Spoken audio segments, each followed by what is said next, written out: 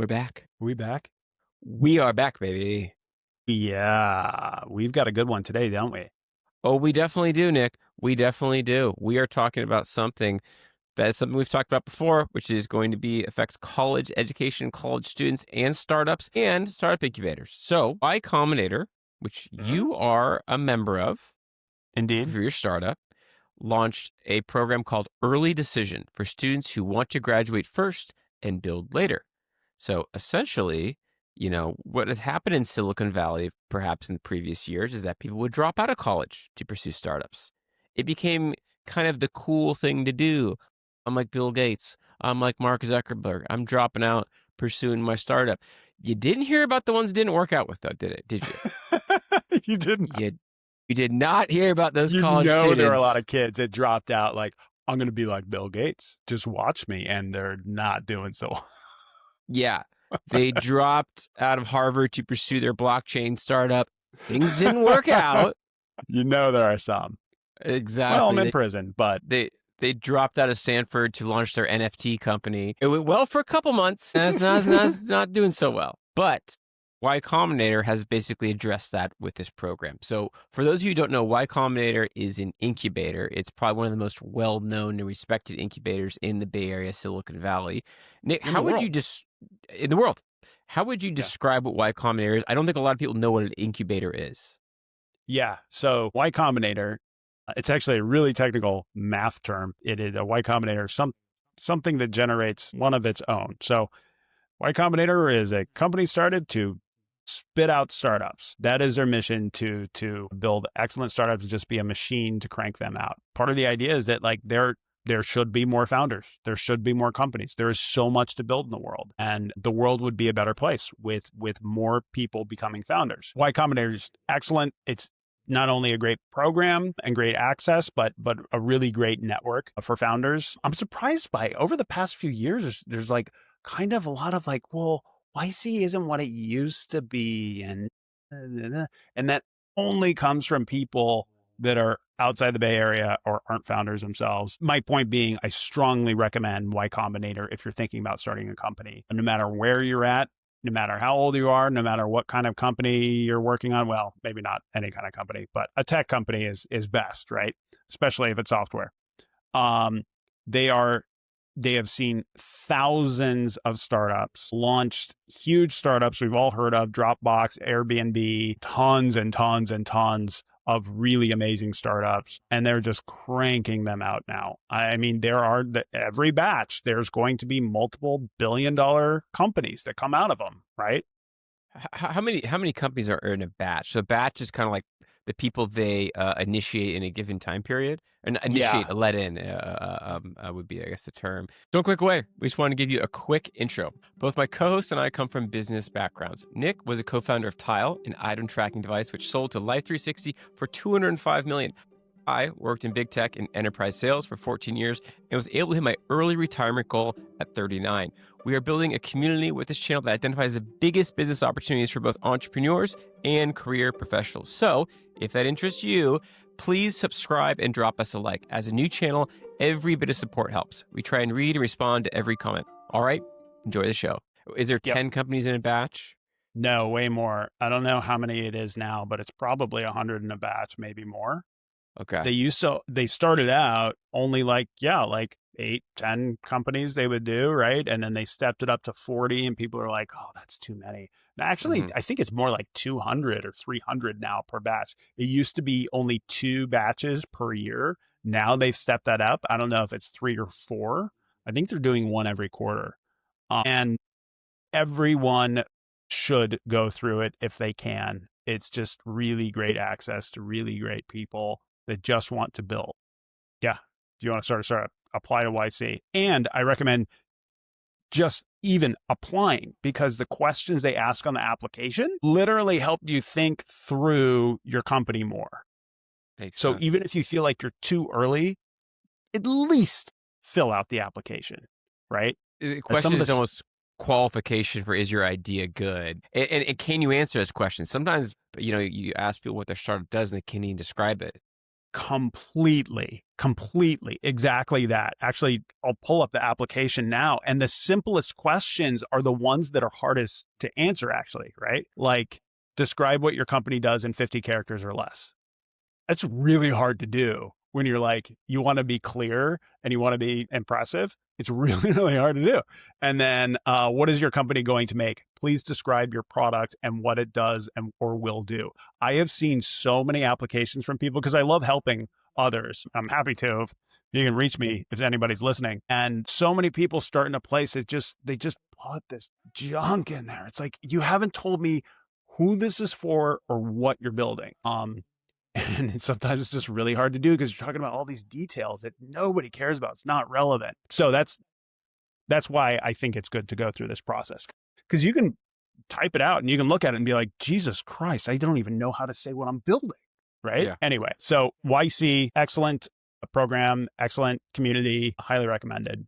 So they've been probably one of the more successful incubators, if not the most. Like Dropbox has come out of them, Stripe has come out of Y Combinator, several others, Yeah. including multiple unicorns. Unicorns being companies whose net worth's over $1 billion. This program now, so you can be in college, you can apply and get in Y Combinator, and then not start in the accelerator until after you graduate. I think this is really smart. Because, like you said, it's a bit of a risk. If you drop out of college, pursue a startup, it doesn't work out, you're not in the best situation. So in a way, I think when they were perhaps funding college students, it almost would incentivize them to drop out. Yeah. And Which actually, maybe it made sense for a lot of people, but I think they would recommend that. But I imagine, I mean, I bet you'd agree. I bet there are a lot of students that are like, they want to drop out, but their parents like literally won't let them, right? And so YC probably wants to get in contact with those people and lock them in. Like, okay, we understand you got to graduate, or like this is what you want to do or what you're being pressured to do. Fine. But like, we want more people building excellent companies. I think it's a great idea. my understanding of Y Combinator, I've never been through it. I'm not in the startup world. I came from big tech. Is that, you apply to join, like the form you just filled in, and you meet, I'm guessing, weekly, maybe twice a week or so on, where you do group meetings and you get advice from other startup founders, share lessons learned, and then perhaps there's a structured program that helps you really build out and qualify maybe the business model, maybe the strategic directions you're going to go. You might get a mentor assigned to you. Yep. And then the other part I'm not sure on, though, do they also act as a means for capital and fundraising? Do you get funds from Y Combinator, like seed funding or a Series A, or how does that work? Yes, both. You get initial funds and then access to fundraising. So the program is, you apply. They will either accept, or you'll either get an interview or not. So you apply, you'll get an email saying whether they want to meet you in person or, depending on how they're doing it, do an interview. And then once you do the interview, they'll either get accepted or not. You'll get an email if you weren't accepted. You'll get a phone call if you were. And then the program is 3 months long, and it's strongly recommended that during these 3 months you are pushing as hard as you can. And it's really great because you are surrounded by many other people that are they put everything else in their life to the side to grind, and either take an existing company and really push up the revenue and push the product out there, or a brand new company and just like, all right, you have 3 months to figure this out. You're surrounded by people that are helping you understand how to find a market, build a product, and push it out there. And then at the end of these 3 months is what's called demo day, where you do not show a demo, and it is not just a day. So I don't know why they still call it demo day, historical reasons, obviously. But that's where you get to pitch investors, basically, right? And what it ends up being is an extraordinarily high leverage 3 months of just push to get as much traction as you can by demo day, because you're in front of many, many investors. And investors, VCs, they love nothing more than knowing that they're going to miss out on a deal. And so since you're in front of many other investors, it makes investors really move and put in money because they know if it's a hot startup, then they're going to miss out on that deal. So this So structure has been really helpful to founders. yeah, I didn't know it was a 3-month sprint. That was something I didn't yeah, know. I've got a list of some other companies that I've gone through Y Combinator. It's very impressive. Airbnb, Dropbox, Stripe, Coinbase, DoorDash, Reddit. I didn't know yep. that. Oh yeah, they Twitch, were early. I made the first batch. Gusto, Zapier, Instacart, GitLab. Wow, big companies. Cruise Automation, PagerDuty, Scribit, Webflow. Wow. So here's another thing that I'm thinking about now at this too. I would imagine investors are far more likely to fund startups that are in Y Combinator because it reduces some risk that they are at least getting good mentorship during their startup program. Have you found that to be 100%. the case? That there's a few things going on there. That yeah, they went through the program. They were filtered by Y Combinator already, and then they know that if they know other investors also think that way, so it's more likely that other investors will put in money too, right? It legitimately increases the value of your startup. And Like YC, they right take away. Yeah. 7% right away. YC, they Okay. take So 7%, right? equity. Equity, right? Okay. And it's like, well, man, that's a lot of your company, and like, yeah, it is, but the math that I like there is that typically a startup that goes through YC has a 50%, 100% higher valuation. So like that 7% is worth it. And of course, that may not be the case with every company in every situation, but typically it's like a screaming deal. Yeah, because the value of your company at such an early stage all of a sudden increases to something that you can raise funds for, right? Yeah. You were And, yeah, you're giving away 7%, but these companies are like not even seed fund or maybe Series A or maybe some are. They're not really worth much, if anything. So you're giving away 7% of a very early stage startup, and automatically are getting value from it. yeah, it's a screaming deal. Yeah.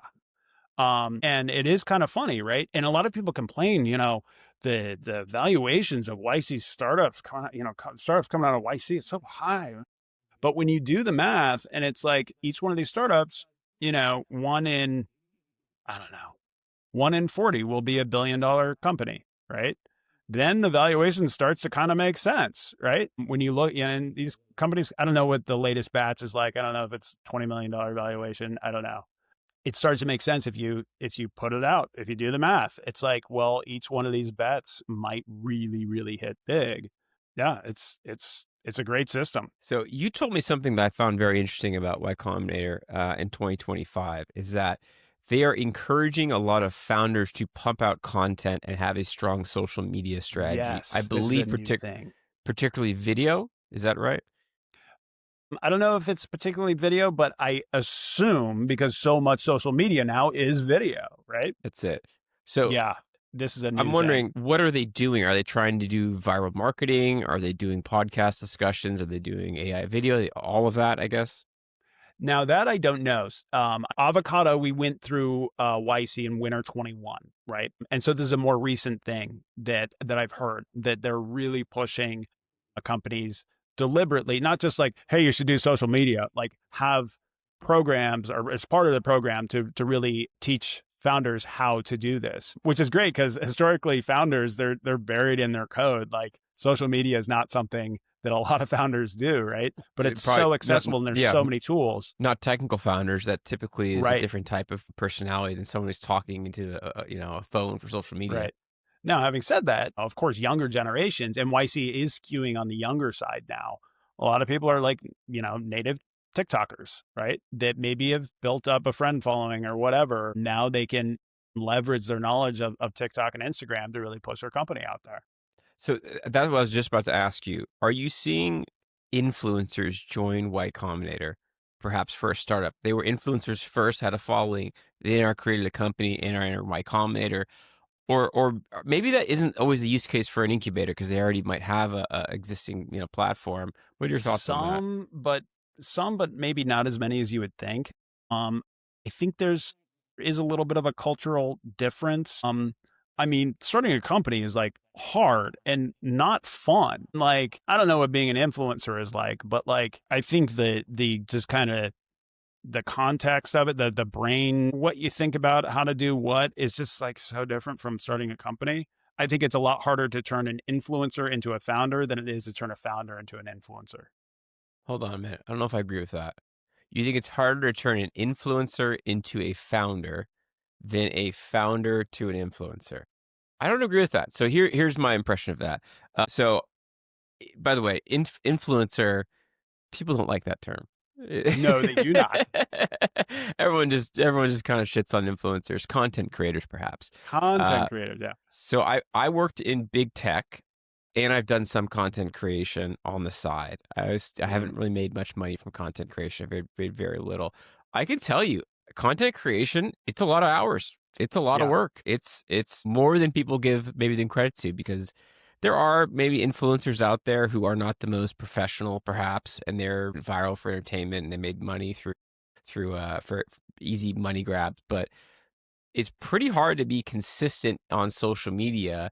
It takes a ton of hours and effort. It's a lot of posting. That's kind of the trick. Is like posting 5 times a day. That's a lot of content you're putting out there. So I don't think it's all that different than being an entrepreneur in 2025. I think there's a lot of similarities between being a content creator and starting a company. It is Yeah. different than a group of technical software developers who start to build a software product. It has been different. It's getting a little less different though, isn't it, Nick? It's getting a little less Interesting. different That is a good point. because of the vibe coding platforms, and you don't need as many technical resources to start a company. So That's true. That's true.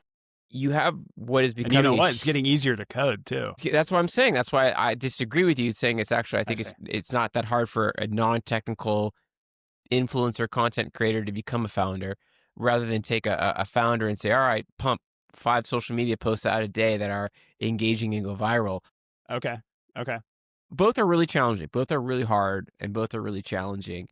But the power now you have, if you have a good social media outreach, and people have said this for a while, but it's even more and more evident now that startups are having to have, content creation strategies. I'll give you an example. In the music space, for instance, all the new artists that are getting signed to labels, their marketing strategy is basically lip singing their song on TikTok. Uh, every day. Really? Every day.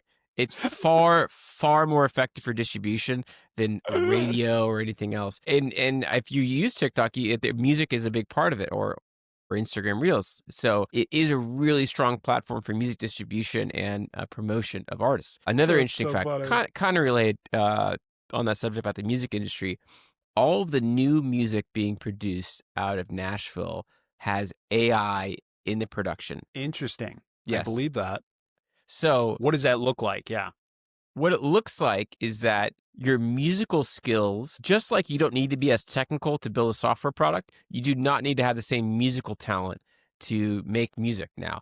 In fact, Okay. the more important skills in both of those scenarios, one of the more important skills that both companies are wanting is to be able to do content creation distribution. Is distribution. It's That distribution. is undervalued or maybe not thought about as much with startups in general, is how valuable distribution is, and distribution being how are people going to find out about your product, right? If you have a large audience that listens to you, it is really valuable for a startup. So, okay, I'm agreeing with you a little bit more. All right, look at that. Look at Yeah. that. Yeah. Look at that. Interesting time we live in. Good thing we're both influencers. Yeah. It's easy. What do you mean? Yeah, easy, no problem. Easy.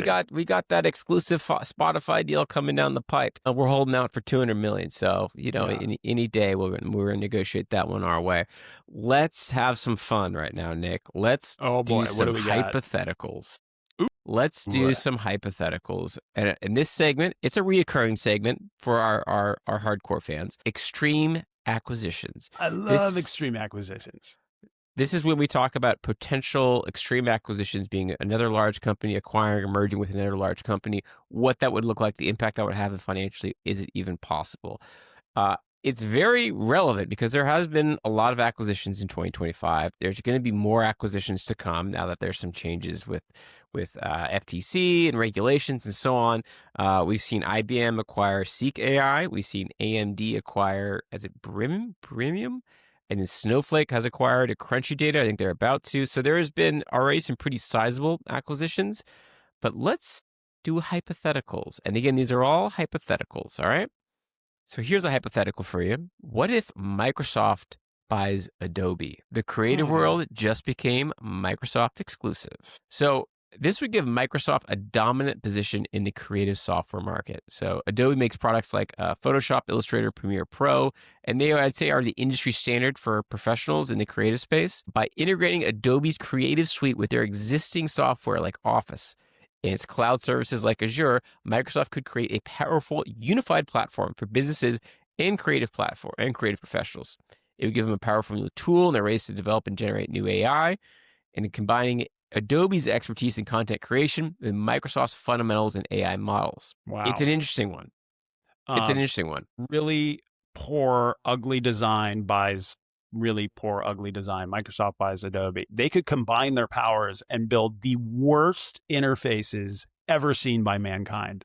God, that'd be incredible. So Microsoft is probably not known for their great UIs, is what you're referring to.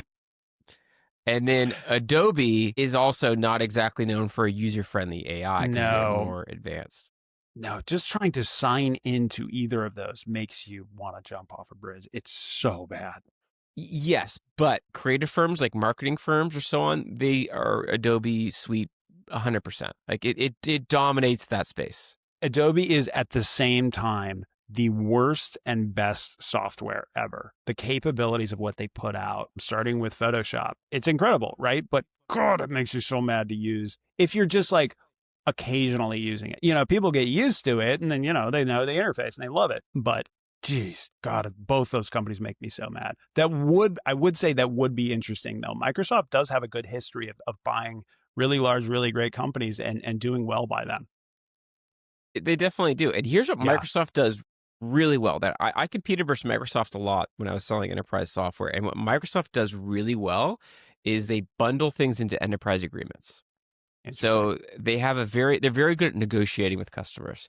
So essentially all the customers out there that use Microsoft Teams, if people are familiar with Microsoft Teams. So that reaction, do you know why people use Microsoft Teams? It's not because it's better than Slack. It's not because it's better than Zoom. Why?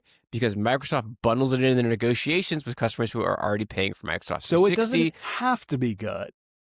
No, they make a great deal. That's exactly right. Saying, hey, don't give Slack $500,000 and don't give Zoom $1 million a year. Instead of having that $1.5 million expense, we're just going to, include it in your enterprise agreement and raise that thing up just by $200,000 this year.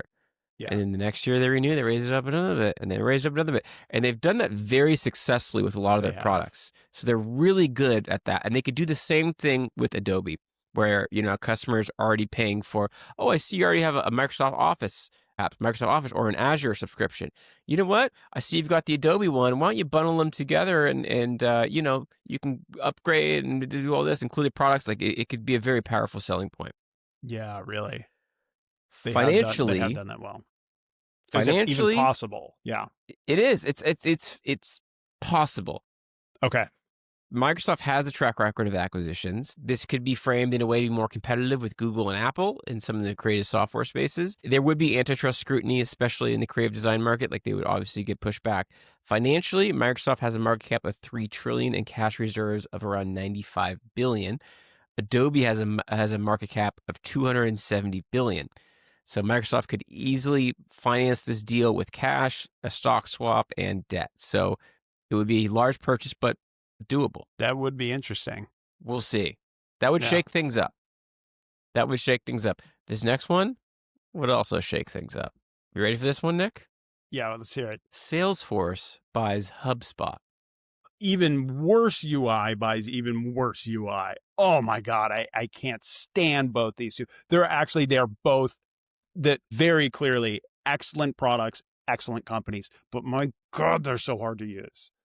That is very interesting. So what's funny Yeah, because I've been a long time Salesforce user. I got very efficient at using it. I do like it. It is an amazing product, amazing company. I remember when people were saying this UI is great compared to what they had previously. Yeah. Yeah.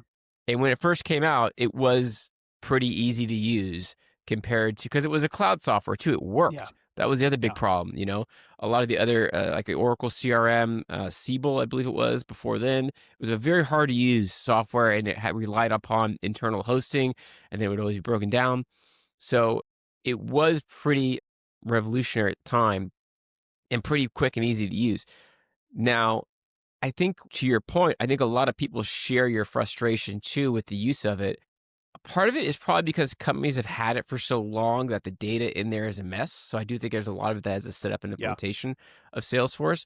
The other part of it is people just associate it with work and mundane tasks that aren't fun to do. Then because they don't like their work, they don't like the software that's involved with it. But those are the two market leaders. They're the two Yep. best And options then some of it in is this just, space. it's really terrible to use and they don't care about their design clearly. I mean, the fact that Salesforce, it like logs you out after 24 hours, no matter what. It's just infuriating. Probably settings for that, but I mean, I'll defend them a little bit. But I will admit a lot of people share your thoughts with that too. And then to properly use Salesforce, you don't just sign up. You gotta get a consultant and spend $50,000 to properly basically program it for you. And then you are No, locked in. Yeah. It's like, yeah, you can use it off the shelf, right? But it's like, if you're going to use it off the shelf, you might as well use something that's a little bit easier to use.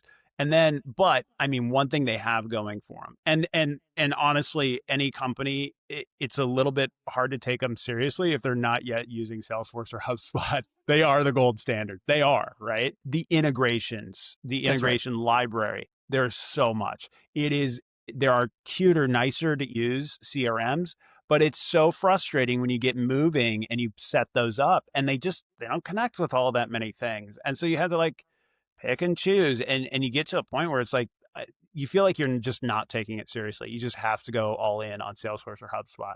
I do like the approach that HubSpot has taken to building though. It's a little bit like Rippling that it's like just build everything. And like that's not the common advice that is given to startups. You want to build one thing and build it well. HubSpot's just like just build it all. The value is in the integration between these tools, right? But And that is true. yeah, both companies have had a lot of success. So if Yeah, Salesforce was to buy HubSpot, it would be two giants of sales and marketing to they join would just forces. own the It would world. have an end-to-end powerhouse of business software. So Salesforce is the dominant player in the CRM market, and HubSpot is the leader in the maybe small to medium-sized businesses for CRMs. So combining that, they would have a unified platform of really from startups to large Fortune 500 companies. Perhaps there'd be an integration or a way to migrate between the two. Likelihood of happening, it's not impossible. It's not impossible. The companies have complementary products and cultures where it would face some antitrust scrutiny. Is much less likely to be blocked than deals involving very large tech companies like the Adobe and Oracle one. Financials, here's how it would flesh out financially. Salesforce has a market cap of over 250 billion. HubSpot's market cap is around 25 billion.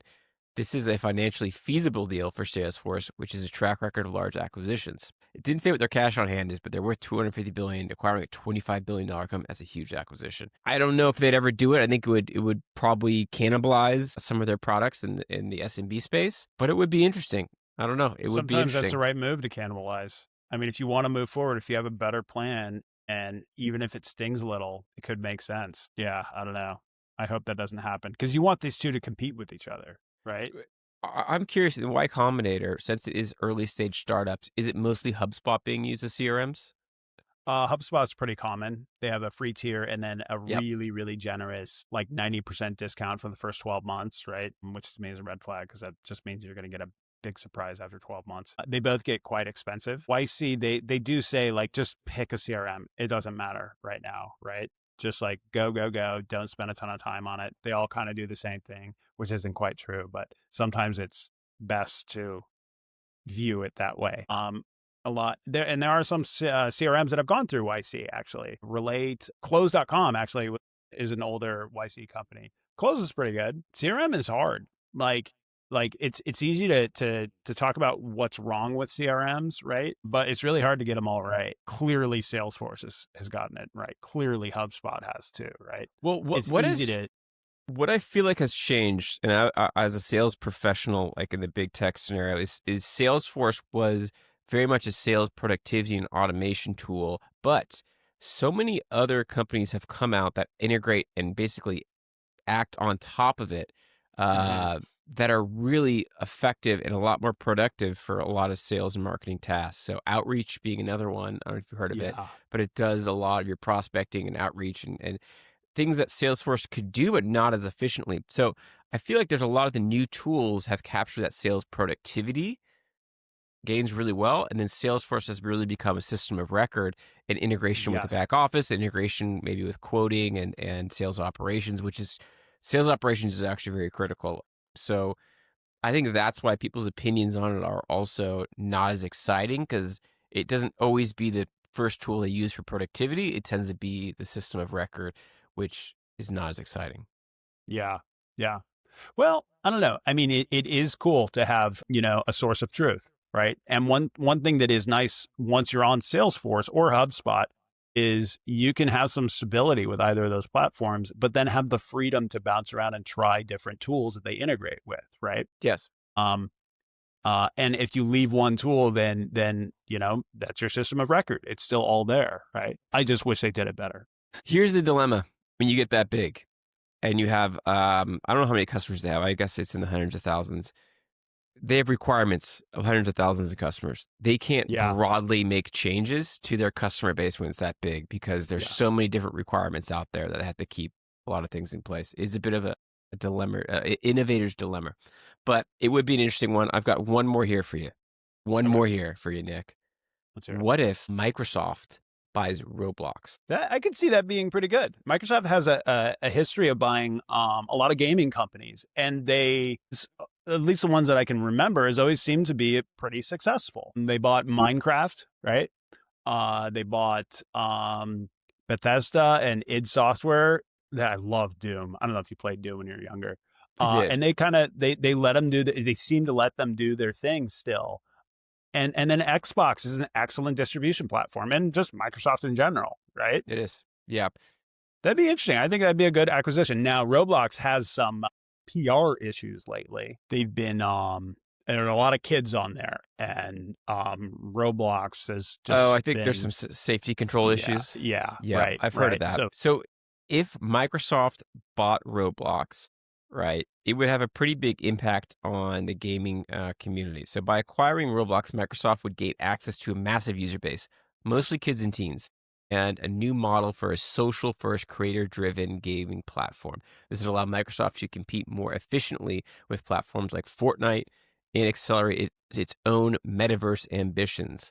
Boy, I haven't heard that word in a year. It would also give Microsoft a powerful new way to reach younger demographic and experiment with new forms of monetization. that's cool. They could give 6-year-olds Microsoft Word, get them started early. While you're building that while you're building that Roblox fort, perhaps you'd like an Excel sheet to go with it. I see you're chatting Maybe. with your friends. Have you considered sending them a Microsoft Teams invite? Yeah, put Clippy in Roblox. So, likelihood of this happening. This is possible. Microsoft has a Yeah. strong interest in gaming and the metaverse, and Roblox is a key player in that space. However, it would face some of the same cultural and regulatory challenges as a Microsoft Epic deal. Roblox community is also very loyal to the platform, and Microsoft acquisition could alienate a user base if not handled with care. From a financial point of view, Microsoft has a market cap over $3 trillion. That is so large. Roblox has a market cap of over 25 billion. Chump change Which is for also Microsoft. large. But yeah, chump It is change huge. in comparison. 3 trillion. Wow. So this is a very financially sound deal for Microsoft. We could see it. We could see it. Yeah. Yeah. This is all speculative, by the way. We have no information on any of these. These We are have all insider speculative. information. This is the insider information podcast. Nick, we do not. This is This all is not speculative. financial advice. This is all speculative. We have no information on this. So it could happen. It could happen. Nick, I've got one thing to show you here to close out the show, and I think you're Let's going to see like it. I'm going to share my screen here of an AI video I did generate. All right, give it a second to load here. So I used OpenArt. OpenArt is Oh, okay. an AI image and video generation tool. It uses models like VO from Google, and then allows you to have more creative control over certain aspects. So you could have character control, you can have it more narrative control, and it will build out a multiple scenes in one. So this is 30 seconds. So I'm going to tell you the text I inputted here, and then we're going to see what it produced. I actually haven't seen either, so we're going to be both reacting to it real time. So the You haven't even text, seen this yet. I haven't even seen it because I had it generated Okay, while we were going. So the text I put in there is as I did a character-based story in OpenArt. So I uploaded a photo of myself, and I Huh. said, "This is the character, right? He's very attractive. He's in great shape. He's at the gym. He's lifting weights. You can only He's a, dream, yeah. he's You can in dream, it's fine. he's in incredible shape. When a girl approaches him, Oh, man. when an attractive girl approaches him." And then he gets nervous and pees his pants and runs away. I can't wait. This is a video from last week, or this is something you just generated? This is based on a true story. I just generated this video. I haven't seen it. I don't know what's in this video. These AI videos get a little wild. Let's see how it plays out.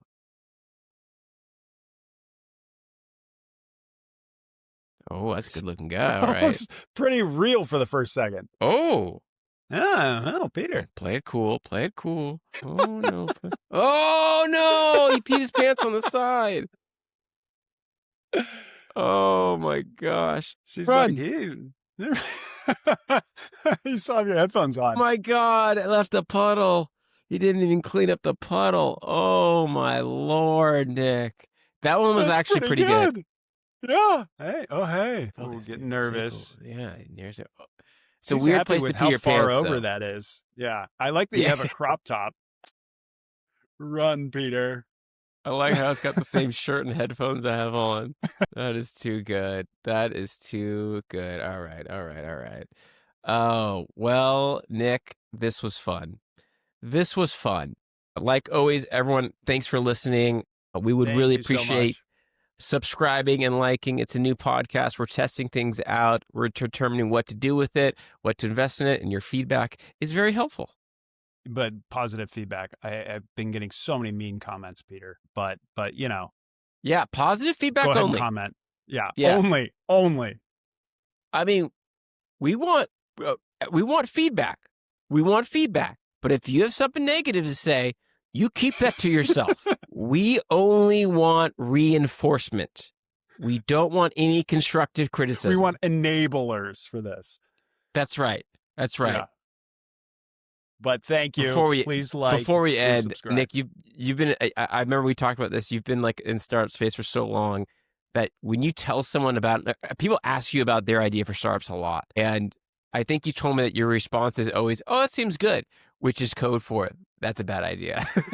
This is true. That means I don't want to talk about this anymore. Yeah, if you reach out to me for your YC application and I say that, it may or may not be a bad idea that you got. All right. Well, thanks everyone listening, and of course, thank you to the most important listener, Nick, and that would be the robot overlords who listen to everything we talk about.